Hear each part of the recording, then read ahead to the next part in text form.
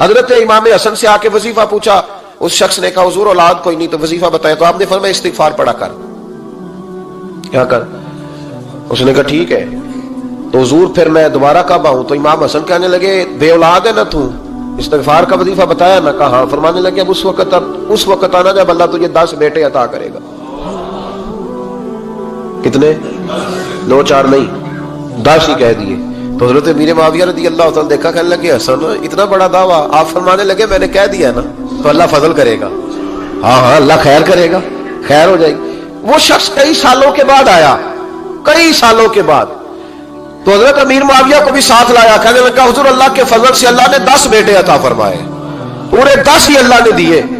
تو حضرت امیر معاویہ کہنے لگے جناب بات تو آپ کی سچی ہو گئی، پر مجھے بھی بتائیے وظیفہ کہاں سے لیا؟ فرمانے لگے قرآن پاک سے، سورہ نوح کی 10 11 12 آیت پڑھو۔ اللہ فرماتے ہیں تم استغفار پڑھو، میں تمہاری بیٹوں سے بھی مدد کروں گا، مالوں سے بھی مدد کروں گا۔ تو میں نے استغفار بتائی تھی، اور قرآن میرے اللہ کا ہے، رب کا وعدہ جھوٹا ہو سکتا؟ فرمایا 10 بیٹے ملنے تھے، میں نے کہہ جو دیا تھا۔ اور میرے بھائیوں یاد رکھیں، استغفار اللہ کی رحمت نازل کر۔ ایک ہوتا ہے خوف، ایک ہوتی ہے خشیت۔ خوف والے لوگ توبہ کرتے ہیں، خشیت والے استغفار کرتے ہیں۔ ایک ہوتا ہے خوف، ایک ہوتی ہے خشیت والے استغفار کرتے ہیں۔ نبی کریم علیہ السلام نے فرمایا میں دن میں 100 مرتبہ استغفار کرتا ہوں، دن میں۔ توبہ والا کہتا ہے کہ میں بھول گیا تھا، مجھے معافی مل جائے، اور خشیت والا کہتا ہے میرا یار ناراض نہ ہو جائے، وہ استغفار ہی کرتا رہتا ہے، وہ معافی مانگ۔ حضرت رومی نے مثال دی ہے، فرماتے ایک عورت تھی تو بھیک مانگا کرتی تھی، ایک دن بادشاہ کے دروازے پہ بھیک مانگنے گئی تو بادشاہ کو پسند آ گئی، اس نے نکاح کر لیا۔ 20 کنیزائیں اس بی بی کے پاس تھی خدمت کرنے کے لیے، روٹی دینے کے لیے، کپڑا دینے کے لیے، لیکن وہ ہر وقت روتی رہتی تھی، ہر وقت روتی۔ ایک سمجھدار کنیز کہنے لگی کہ ملکہ اب تیرا درجہ بہت بڑا ہے، تو ہر وقت روتی رہتی ہے، معافی مانگتی رہتی ہے ہر وقت، کون سی ایسی نعمت ہے جو تیرے پاس نہیں؟ تو وہ کہنے لگی اس لیے تو روتی ہوں۔ کیا مانا؟ کہنے لگی اس لیے روتی ہوں کہ میں اس قابل نہیں تھی جو مجھے مل گیا، کہیں میرے سر کا سائیں ناراض نہ ہو جائے، وہ کہیں بگڑ نہ جائے، مجھے پتا ہے کہ میں کیا تھی اور مجھے کہاں تک پہنچا دیا، میں روتی اس لیے ہوں کہ کبھی کہیں وہ ناراض۔ حضرت عمر اس لیے روتے تھے کہ کہیں مصطفیٰ ناراض نہ ہو جائے، حضرت ابو بکر اس لیے تڑپتے تھے کہ کہیں اللہ کا فضل روٹھ نہ جائے۔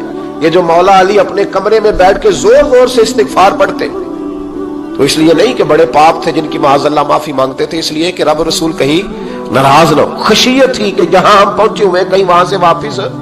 استغفار بندے کی اللہ سے صلح کرا دیتا ہے، بندے کی رب سے صلح ہو جاتی ہے جب استغفار۔ دیکھیں نا بڑی سادی سی بات ہے کہ 2 بھائی ناراض ہو تو بڑا کہتا ہے اس نے میری بے ادبی بڑی کی، تو چھوٹا اگر پاس آ جائے اور پیر پکڑ لے کہ چل یار معاف کر دے، تیرا بھائی نہیں۔ پتہ کیا ہوتا ہے؟ صرف معافی نہیں ملتی، ہاں ہاں صرف معافی نہیں، چھوٹے نے بے ادبی کر دی، بڑے کو تکلیف ہوئی، بات جب آگے بڑھی نا تو بڑے نے شکوہ کیا، جب لوگوں نے چھوٹے کو سمجھایا تو چھوٹا جب معافی مانگتا، ادھر دیکھو میری طرف، جب چھوٹا معافی مانگتا ہے نا اٹھ کے جاتا ہے اور بڑے کے پیر پکڑتا ہے تو میرا معاف نہیں کرتا، بڑا رو بھی پڑتا ہے، بڑا رو بھی پڑتا ہے، اور وہ کہتا ہے کہ وہ میں اور تو اماں کے پاس اکٹھے بیٹھتے، ایک باپ کی موٹر سائیکل پہ اکٹھے بیٹھتے، تو تیرا اور میرا رشتہ اتیار تو نے یہ کیوں؟ وہ جو آنسو نکلتے ہیں نا وہ درد ہوتا ہے، وہ کیف ہوتا ہے، وہ سوز ہوتا ہے، وہ لذت ہوتی ہے، وہ پیار ہوتا ہے۔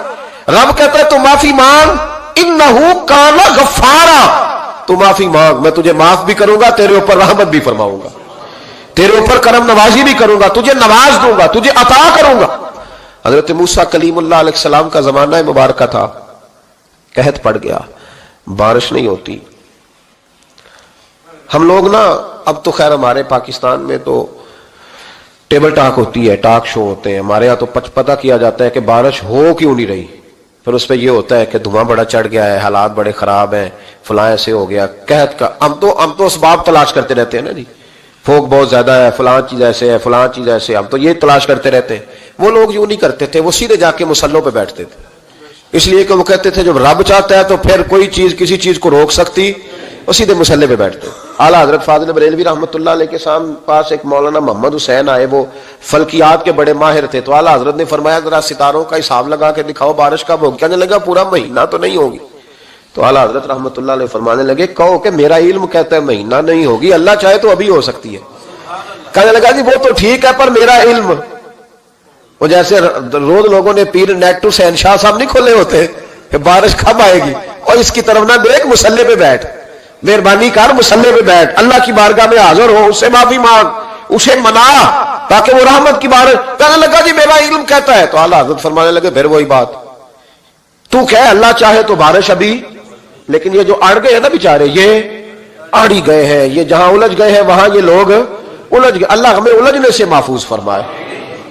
تو اعلیٰ حضرت اٹھے تو فرمایا ٹائم کیا ہوا ہے گھڑی پہ؟ کہنے لگا جی 12۔ تو اعلیٰ حضرت نے گھڑی گھمائی، اب کیا بج گیا؟ کہنے لگا 4 بج گئے۔ فرمانے لگے بج گئے نا 4؟ کہنے لگا جی آپ نے گھڑی گھما جو دی ہے۔ فرمانے لگے اللہ بھی جب چاہے تو ستارے گھما دیتا ہے، اللہ بھی ستارے گھما دیتا ہے بارش۔ کہنے لگا جی وہ تو ٹھیک ہے تو مہینہ نہیں ہو سکتی، اڑا ہوا بندہ اس کا کوئی علاج ہے جو اڑ جو جائے، اس کے لیے قرآن کہتا ہے وَإِذَا خَاطَبَهُمُ الْجَاهِلُونَ قَالُوا سَلَامًا، اسے سلوٹ کرو دور سے، اسے کہ تو جان اور تیرا۔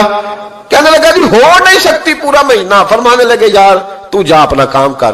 وہ شخص کہتا ہے میں نے دروازہ کھولا اعلیٰ حضرت کا، کمرے سے باہر نکلا تو تیز بارش ہو رہی، واپس آیا تو میں نے کہا احمد رضا یہ عقیدہ کہاں سے لیا ہے؟ فرمایا دروازہ مصطفیٰ سے لیا ہے صلی اللہ علیہ وسلم۔ تو یاد رکھیں کہ اللہ کو منانا چاہیے، استغفار کرنا چاہیے، اس کی برکات۔ حضرت موسیٰ ساری قوم کو لے کے نکل گئے۔ آؤ بھائی میدان میں اللہ کی بارگاہ میں استغفار کریں اور بارش کا سوال کریں، بارش مانگے۔ جب باہر نکلے دیر تک دعائیں ہوتی رہیں تو حضرت موسیٰ علیہ السلام کو رب کریم نے وحی فرمائی کہ موسیٰ آپ کی قوم میں نے ایک شخص ہے جس کو 40 سال ہو گئے نافرمانی کرتے، اس نے رب سے صلح نہیں کی۔ کتنے لوگ ہیں؟ ایک، اور 40 سال سے وہ نافرمان ہے، اس کو مجمع سے نکال دو بارش ہو جائے گی۔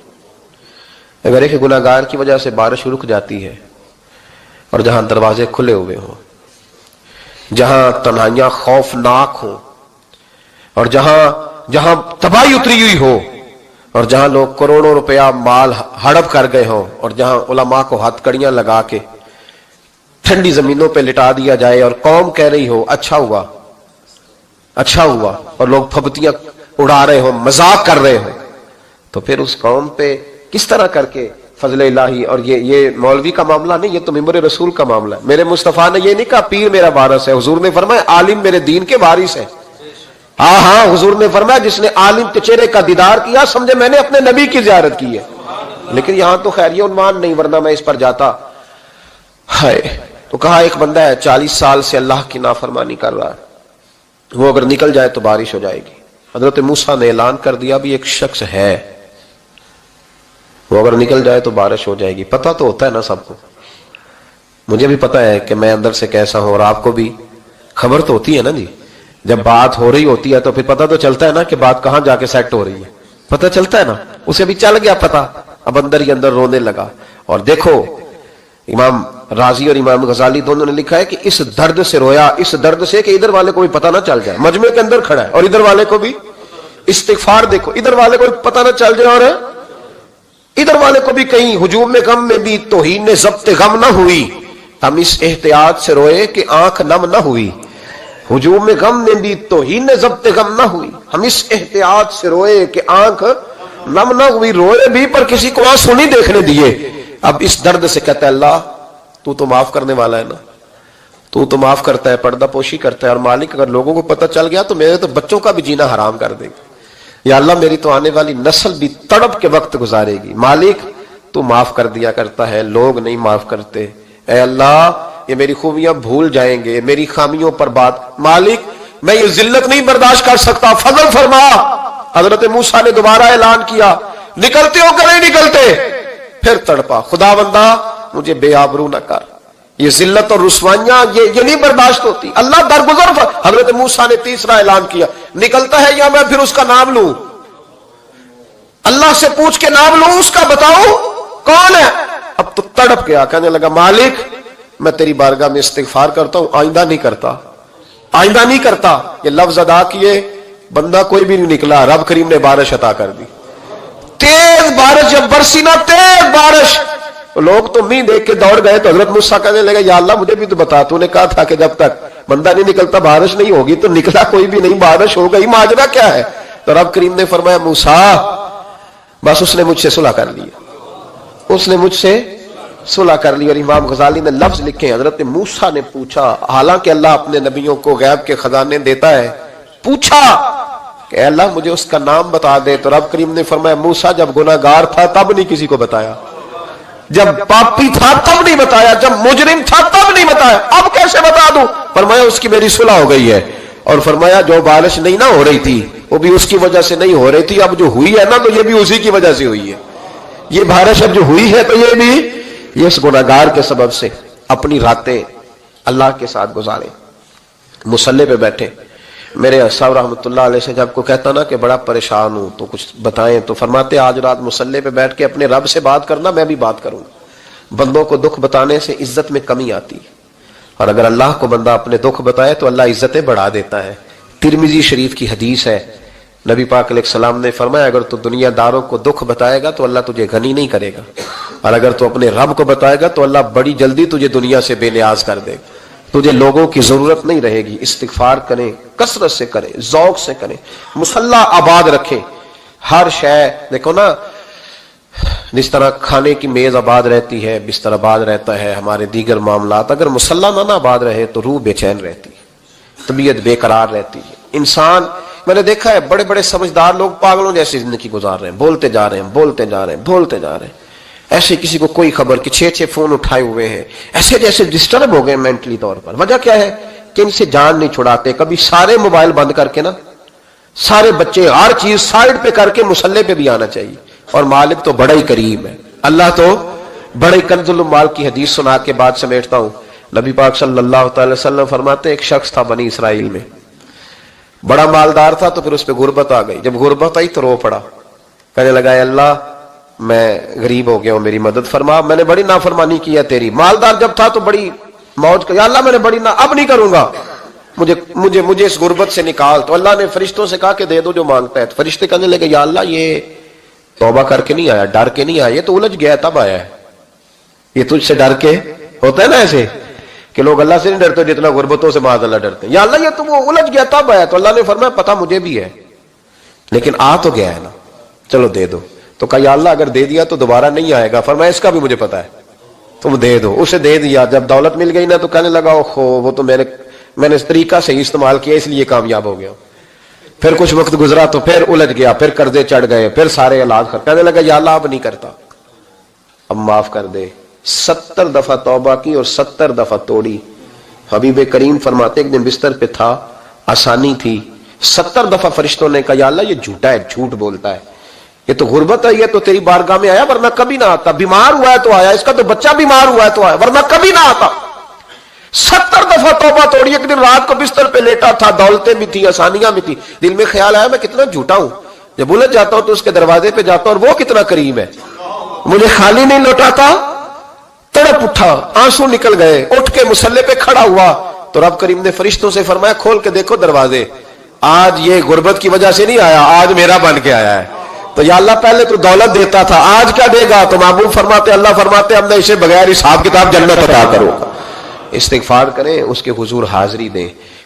جس طرح سارا کچھ چھوڑ چھاڑ کے لوگ کہتے ہیں کہ 1 مہینہ میں نے کسی سیاحتی مقام پہ رہنا ہے, میں نے اب کسی ٹھنڈے علاقے میں چلے جانا ہے, برف باری دیکھنی ہے, سیر کرنی ہے, 10 دن کی چھٹیاں وہاں گزارنی ہے, چلو 7 چھٹیاں وہاں گزار لو, 3 دن اپنے اللہ کے ساتھ گزارو, روزے رکھو, دن کو رات کو قرآن شریف پڑھو, تلاوت, کچھ وقت دو اللہ کے ساتھ حضور پر درود و سلام بھیجنے کے لیے, نبی پاک کی نعت کے لیے, اذکار کے لیے, بزرگوں کے لیے. پھر دیکھنا اللہ روح کو کتنا سکون دیتا ہے. آخر دعوانا الحمدللہ رب العالمین.